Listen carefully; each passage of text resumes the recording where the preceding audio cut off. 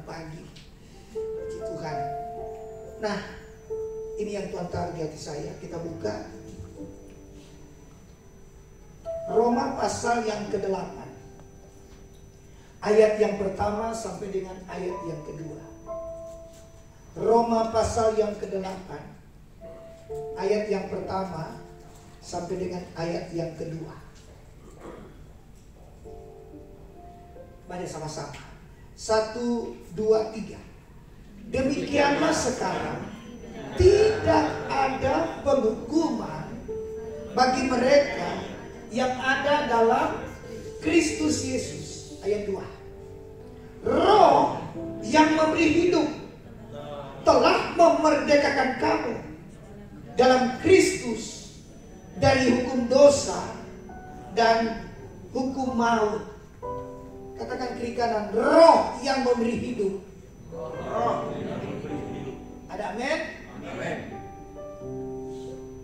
Di hari Pentakosta ini Tuhan sedang bekerja di tempat ini. Amin. Karena itu tema kita hari ini dengan judul kepenuhan Roh Kudus. Katakan kiri kanan, kepenuhan Roh Kudus. Ya, haleluya. Saudara, dalam Kristus tidak ada penghukuman. Katakan amin. Amin. Tapi kuncinya roh yang memberi hidup. Itu kuncinya. Saudara saya sudah diselamatkan. Angkat tangan yang yakin pasti selamat. Saya lihat muka saudara belum ke surga ini. Muka-muka surga. Haleluya. Tapi untuk mengerjakan keselamatan, ini kuncinya. Ini kuncinya. Yaitu apa? Roh yang memberi hidup. Jadi saudara, yang perlu jemaat ketahui untuk dipenuhi Roh Kudus, yang pertama, Roh Kudus itu bukan sekedar kuasa, tapi Roh Kudus itu adalah pribadi. Katakan Roh Kudus adalah pribadi. Saya percaya hari ini Tuhan sedang mencurahkan Roh Kudus atas kita. Ya, tapi tolong jangan cuma fokus di lawatannya, jangan cuma fokus di kuasanya, jangan cuma fokus di karunia-karunianya, jangan cuma fokus di manifestasinya. Tapi untuk kita dipenuhi Roh Kudus, tolong dengar jemaat Tuhan. Haleluya. Pastikan kita menghormati Roh Kudus. Amin. Karena Roh Kudus itu adalah pribadi. Biarlah api Roh Kudus memenuhi kita saat ini. Katakan amin. Ya. Saudara, jaminan keselamatan kuncinya di sini. Saya ulangi. Saya dan saudara sudah selamat. Amin. Tapi berapa banyak yang memulai dengan roh, tapi tinggalkan Tuhan, kecewa dengan Tuhan, murtad apalagi. Kenapa? Karena tidak ada yang memberikan satu kekuatan, tidak ada yang memberikan suatu kehidupan. Dan hari ini saudara, di hari Pentakosta, untuk dipenuhi Roh Kudus, pastikan kita hormati Roh Kudus. Karena Roh Kudus itu adalah pribadi. 1 Korintus 3:16 berkata, tidak tahukah kamu tubuhmu adalah apa? Bait apa? Roh Kudus. Memang beda-beda tipis ini Roh Kudus dengan rokok kretek kudus, beda-beda tipis. Jadi pastikan ini kuncinya, saudara. Pastikan Roh Kudus itu ada dalam kita. Bukan sekedar kuasa, tapi dia itu pribadi ada di dalam kita. Sehingga apa? Kalau kita memastikan Roh Kudus itu pribadi, amin amin, pasti kita tidak akan padamkan roh. Pasti kita tidak menduka citakan roh. Apalagi menghujat, tidak. Saya percaya tempat ini Roh Kudus sedang bekerja luar biasa. Kenapa? Karena kita hormati Roh Kudus itu adalah pribadi. Sehingga apa? Roh kita itu menyala-nyala. Dan layanilah Tuhan. Kita bisa melayani, bisa khotbah, bisa main musik, apa saja. Tetapi kalau dalam kita itu tidak menyala, itu penting. Yang paling penting Roh Kudus. Amin.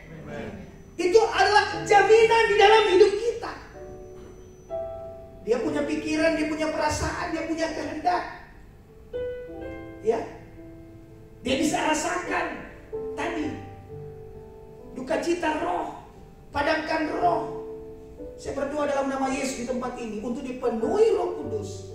Yang pertama, kuncinya hormati Roh Kudus.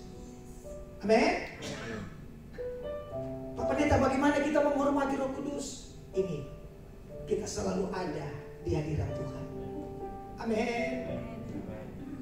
Kita ada di ibadah ini, itu namanya menghormati Roh Kudus. Latihan badani terbatas gunanya, amin. Tapi ibadah mengandung janji. Saya dapat informasi di tempat ini sudah berjalan hampir 3 bulan ya Pak Gem. Ya, saya percaya akan terus. Amin. Akan terus. Kenapa? Karena yang bertakhta di sini siapa? Yang berdaulat di sini siapa? Roh Kudus. Gereja yang dipenuhi Roh Kudus beda. Ada banyak gereja-gereja. Gereja setan termasuk gereja, iya kan? Ada banyak. Tetapi tangkap ini. Pastikan tempat ini ada Roh Kudus. Amin. Kalau ada Roh Kudus pasti ada lawatan. Ada Roh Kudus pasti ada penuaian. Ada Roh Kudus pasti ada karunia-karunia roh. Ada Roh Kudus yang sakit disembuhkan, yang terikat dilepaskan. Tepuk tangan bagi Allah kita. Haleluya. Yang kedua, saudara, untuk kita dipenuhi oleh Roh Kudus. Ini yang kedua. Roh Kudus itu mendatangkan kuasa.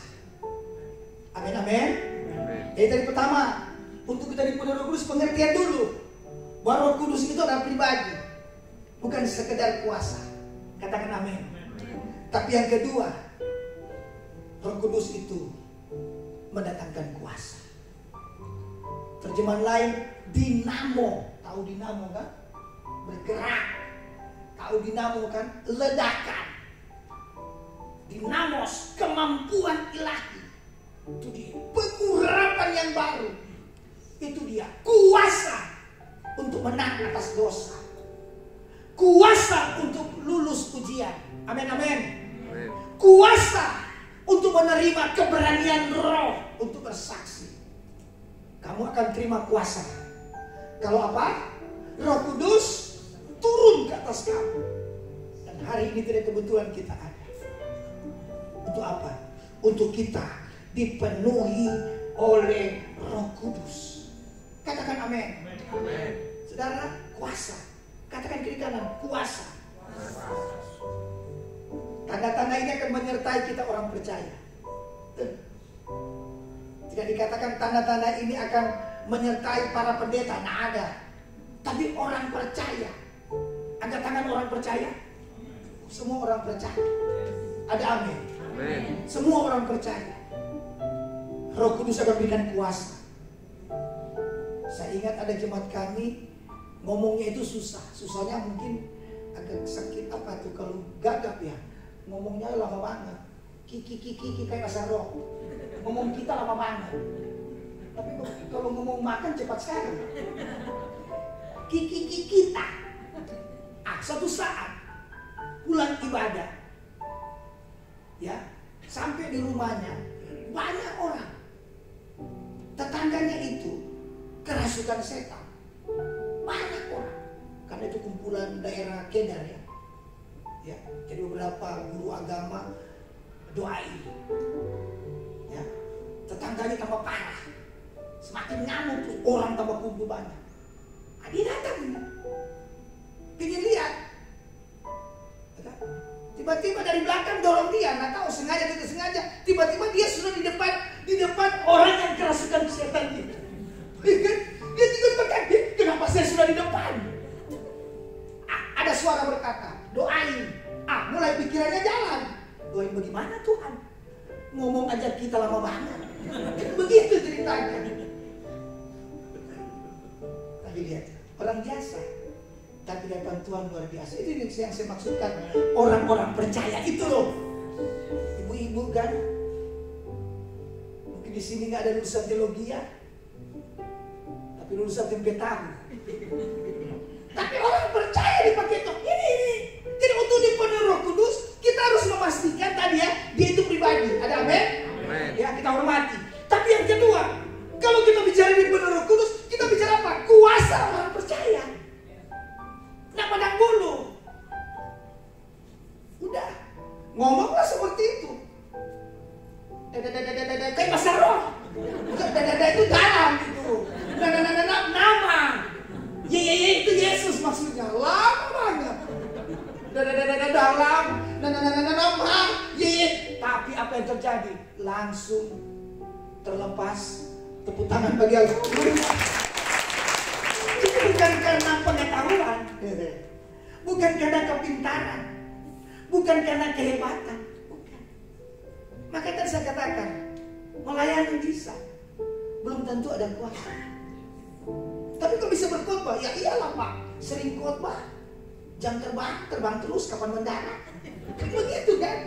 Udah fasih bicara, tapi hanya sekedar mengenakan telinga, tetapi tidak ada kuasa. Untuk dipenuhi Roh Kudus, pastikan saudara dan saya orang-orang percaya. Sekali angkat tangan orang percaya. Sudah itu aja. Kalau bicara orang percaya itu percaya saja. Itu maksudnya. Ulangi. Kalau bicara orang percaya saja.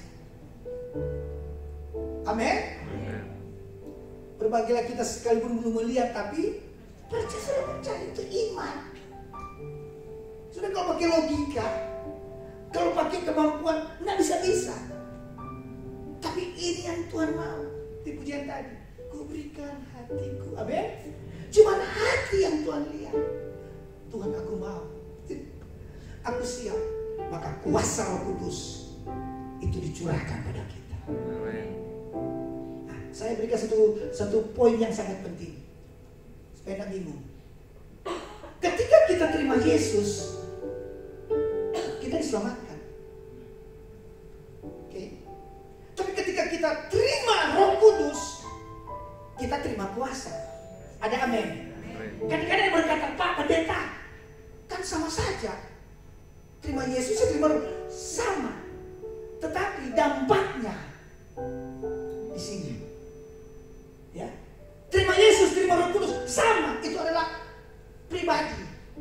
Allah Bapa, Allah Anak, dan Roh Kudus. Tapi dampaknya terima Yesus selamat. Berarti gak terima Yesus nggak selamat. Walaupun namamu selamat, tetap nggak selamat. Tidak ada dampak keselamatan. Tetapi kenapa kita perlu terima Roh Kudus? Untuk apa? Kuasa. Ada amin? Kan tadi katakan, ya, di dalam Kristus tidak ada penghukuman. Amin. Tapi Roh, ingat ayat kedua, tambah, jangan berhenti di situ. Roh yang memberi hidup. Sudah selamat? Sudah. Tapi kok Pak, jatuh bangun, lebih banyak jatuh daripada bangun. Kan begitu. Lebih sering tergoda, lebih sering kalah. Karena itu perlu kuasa. Kuncinya ini. Kuncinya adalah ayat 2. Roh yang memberi hidup. Dan Roh itu yang memerdekakan. Ada amin? Roh itu yang mengubah. Itu kuasa, saudara. Markus 16, ada tanda ini menyertai orang percaya. Kita semua. Jadi saudaraku, untuk dipenuhi Roh Kudus yang kedua, itu apa? Percaya. Untuk kuasa Roh Kudus, untuk kita dapatkan. Tepuk tangan bagi Allah kita. Haleluya. Dahsyat. Nah, poin yang kedua sangat penting. Ketika kita sudah mengetahui dua hal ini, tentang Roh Kudus, satu, Roh Kudus pribadi. Amin. Roh Kudus mendatangkan kuasa bagi orang percaya. Nah, poin yang penting sekarang adalah akibat ketika kita dipenuhi Roh Kudus. Mari kita baca Roma pasal 8 ayat 16. Roma pasal 8 ayat 16 dan 17. Roma pasal yang ke-8. Masih di dalam satu perikop itu, saudara. Ayat yang ke-16 sampai dengan ayat yang ke-17. 1, 2, 3. Roh itu bersaksi bersama-sama dengan Roh. Kita lihat ya, Roh itu Roh Kudus, amin. Itu bersaksi bersama-sama dengan Roh kita. Tengok saya dulu, penting. Ada 3 bagian kan komponen hidup manusia: roh, jiwa, dan tubuh. Nah, roh ini hubungan dengan Allah. Ya, Yohanes 4:23, Allah itu roh. Jadi karena Allah itu roh, ya menyembah dalam roh. Amin. Sehingga apa? Terjadilah penyembahan yang benar. Karena roh kita ini hubungan dengan dengan roh Allah. Katakan amin. Jadi saudaraku, yang paling penting, roh ini dulu dipulihkan. Tubuh hebat, tapi kadang-kadang itu jiwa kan, jiwa ini di tengah-tengah ini. Jiwa ini tergantung di roh. Karena roh itu penurut. Daging itu lemah. Bukti daging itu lemah tadi. Nah, kuat dia nasi goreng. Langsung. Saking enak, tadi saya minta izin, Pak mau ke toilet, maksudnya itu pelepasan gitu kan. Daging ini roh penurut, daging lemah. Nah, karena itu roh itu harus kuat. Tengok ya, bagaimana roh itu bisa kuat? Penuh Roh Kudus. Amin, amin. Penuh Roh Kudus. Sama dengan kita menyembah dalam roh dan kebenaran. Karena dimulai dengan ayat yang di atas dulu. Allah itu roh dulu itu. Barang siapa menyembah, harus menyembah dalam roh. Terjadilah penyembahan yang benar dan terjadilah hidup dalam kebenaran. Karena sudah nyatu. Katakan amin. Ya, lanjut. Bahwa kita adalah anak-anak Allah. Ayat 17. 23. Dan jika kita adalah anak keras, maka kita juga adalah ahli waris. Terus maksudnya orang-orang yang berhak menerima janji-janji Allah. Wow, yang akan menerimanya bersama-sama dengan Kristus keras, yaitu jika kita menderita bersama dengan Dia, supaya kita juga dipermuliakan bersama-sama dengan. Akibat yang pertama, ketika kita dipenuhi Roh Kudus, maka kita akan memiliki suatu kepastian bahwa identitas kita anak-anak Allah. Amin, amin. Anak-anak Allah. Katakan kiri kanan, anak-anak Allah. Haleluya. Namanya anak berhak menerima janji. Kapan disebut anak-anak Allah? Ikut ya. Kapan disebut berhak menerima janji Allah? Dimulai dengan ayat 16 tadi. Kan urutan begitu. Nah, ada 17 lalu 16. 16 dulu baru 17. Kan urutan begitu. Sama dengan kan 857. Tengok-tengok ini kan, ntar lagi mau cabut ini. Menurut jam 9 ini baru 1 poin. Kayaknya undang lagi ini Pak. Ya. Bukan nasi gorengnya itu. Ada amin. Jadi dampak yang pertama, akibat yang pertama, karena kita dipenuhi Roh Kudus. Kapan kita bisa terima Roh Kudus? Karena kita hormati Roh Kudus. Amin. Dan kita percaya untuk terima kuasa. Sehingga ini akibatnya. Identitas kita anak-anak Allah. Dan kita berhak terima janji Tuhan. Jadi beda dengan pengemis. Tengok saya. Kalau pengemis kan minta. Dia minta karena dia nggak punya. Itu pengemis. Tapi kita bukan pengemis. Kita itu anak-anak Allah. Tengok saya. Kita minta. Apa yang kita minta? Karena itu sudah disediakan. Tuhan Yesus sembuhkan saya. Sudah disediakan.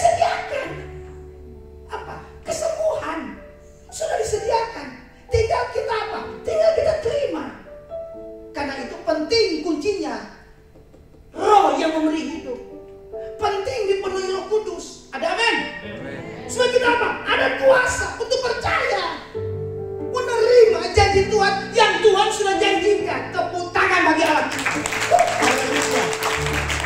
Jadi dampak yang pertama, ketika kita dipenuhi Roh Kudus, kita menerima janji Tuhan.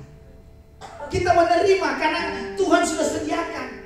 Karena kita adalah anak-anak Allah. Bukan anak singkong, anak keju. Anak-anak Allah. Sering katakan anak-anak Allah. Yang kedua, akibat dipenuhi Roh Kudus, ayat 17 bagian B. Itu apa dikatakan? Ya, ada kata bersama-sama dengan Kristus. Nah, ini ada kata menderita. Yaitu jika kita menderita. Tengok saya, penting. Terima Yesus gratis, kasih karunia. Tapi mengikut Yesus tidak gratis. Pikul salib. Filipi 1 ayat 9. Jadi ikut Yesus menderita. Nah, disinilah kekalahan orang yang tidak dipenuhi Roh Kudus. Kalah terus. Saya lihat muka saudara muka penderitaan. Tetapi tidak kebetulan kita datang. Kita dipenuhi Roh Kudus untuk apa? Dampak yang kedua, kita menang atas cobaan. Kita lulus ujian. Tepuk tangan bagi anak kita. Nah, siapa yang akan menerima? Mereka yang menderita. Yang menerima, yang menderita. Masa bisa kuat? Karena dipenuhi Roh Kudus. Roh Kudus yang membantu kita di tengah kelemahan kita. Amin, amin. Sehingga kita menang atas cobaan. Ingat ya, cobaan itu datang dari iblis. Tapi kita menang. Kita lawan dia dan iblis lari. Lalu lulus ujian. Dan kelulusan itu, ujian itu datang dari Tuhan. Jadi kalau Tuhan uji, jangan ditengking. Tuhan kok ditengking? Habis kita. Kan Tuhan apa kita bilang? Bumi ini tumpuan kakinya. Tumpuan kakinya bumi ini. Kan? Jarinya aja tuh gerak sedikit gempa bumi ini. Iya kan? Tumpuan kakinya. Tumpuan gerak sedikit Tuhan. Goyang ini. Taman Harapan Indah. Goyang. Coba gantung. Karena itu saudara, kalau kita sedang diuji, tolong jangan berontak. Kalau kita dicobai, tolong lawan. Jangan lari, lawan. Karena itu lawan iblis. Tapi kalau sedang diuji, jangan dilawan. Buka hati, jangan berontak. Jangan marah-marah kok Tuhan, ujian terus, cobaan terus. Jangan. Dikit-dikit kok protes dulu, kok, kek dari mana ini? Stop sudah. Buka hati saja. Amin, amin. Karena Roh Kudus akan membantu sehingga apa? Kita bisa lulus ujian. Itu dia akibat kalau kita dipenuhi Roh Kudus. Kita menang atas cobaan, lulus ujian. Tepuk tangan bagi Allah kita. Ayat 3, ayat 17 bagian C. Kita juga, supaya kita juga dipermuliakan bersama-sama dengan Dia. Tengok saya, ketika kita dipenuhi Roh Kudus, yang ketiga, Tuhan Yesus dimuliakan. Amen. Kalau Tuhan Yesus dimuliakan, kita pun dimuliakan. Ada amin. Cuman bedanya kalau dipenuhi Roh Kudus, bedanya kalau dipenuhi Roh Kudus dua-dua. Tuhan Yesus dimuliakan, kita pun dimuliakan. Kalau nggak dipenuhi Roh Kudus, cuman satu, sombong, dimuliakan kan, merasa paling jago, sehingga Yesus nggak kelihatan. Tapi kalau dipenuhi Roh Kudus, dua-dua. Yesus dimuliakan, kita pun diberkati. Semakin diberkati, semakin cinta Tuhan. Ada amin? Ya, semakin takut Tuhan. Itu kalau dipenuhi Roh Kudus. Kalau nggak dipenuhi Roh Kudus, sombong, merasa paling hebat. Kan? Ngomongnya apa? Siapa saya? Tuh, dia aja nggak tahu sama dia. Dia tidak tahu sama dia. Siapa saya? Itu. Itu orang yang nggak dipenuhi Roh Kudus. Bisa. Hebat. Tapi kalau nggak dipenuhi Roh Kudus, kayak gitu. Tapi kalau dipenuhi Roh Kudus, semuanya bagi Tuhan. Amen. Semakin dipakai Tuhan, semuanya bagi Tuhan. Ya? Terakhir yang keempat.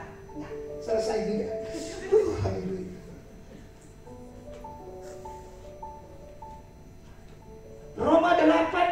15 tadi. Naik ke atas lagi. Sebab kamu tidak menerima roh perbudakan yang membuat kamu menjadi takut lagi. Baca dengan keras, 1, 2, 3. Tetapi kamu telah menerima roh yang menjadikan kamu anak Allah. Keras. Oleh roh itu kita berseru, ya Bapa, ya Bapa. Ini akibat yang keempat. Kalau kita dipenuhi Roh Kudus, ini akibat yang keempat, tidak menjadi takut. Katakan kiri kanan, jangan takut. Ini kenapa sih kita takut? Cukup banyak anak muda sini. Takut apa? Takut jodoh. Ya, tidak menjadi takut. Artinya apa? Kalau dipenuhi Roh Kudus, ini dampaknya memiliki keberanian. Amin. Memiliki keberanian. Saya catat di sini. Pertama, keberanian untuk bersaksi. Ya, keberanian untuk menghampiri tata kasih karunia Allah. Keberanian untuk menang atas dosa. Keberanian untuk maju menghadapi musuh, iblis maksudnya. Ini dia kalau kita dipenuhi Roh Kudus, tidak dikuasai oleh ketakutan. Amin, amin. Lihat murid-murid kan dulu penakut. Yesus saja ketika ditangkap di Taman Getsemani, kan lari. Petrus lari ke Bekasi, Yakobus lari ke Cilincing. Tapi lihat, tengok saya. Tapi lihat, ketika mereka diberi Roh Kudus, betul kan? Keberanian. Petrus mau coba-coba berani kan dekati Yesus waktu Yesus sedang mengalami penyiksaan. Anak kecil datang, Om kan yang ikut dia. Tuh sampai aku nak kenal dia. Siapa macam-macam. Takut. Tapi lihat, ketika Petrus dipenuhi Roh Kudus, berani bersaksi. Saat itu juga, ya kan? 3.000 orang memberi diri dibaptis. Saya kalau baca khotbah Petrus di Kisah Para Rasul berapa ya, pasal 3 seterusnya, mungkin 7 menit paling lama. 7 menit 3.000 orang memberi diri dibaptis. Ada orang khotbah sudah 5 jam, bukan dibaptis, malah tertidur semua. Katakan kiri kanan, demikianlah firman Tuhan. Mari bantu diri saudara. Oh, ini yang paling penting. Bukan lamanya khotbah, betul kan? Tapi yang paling penting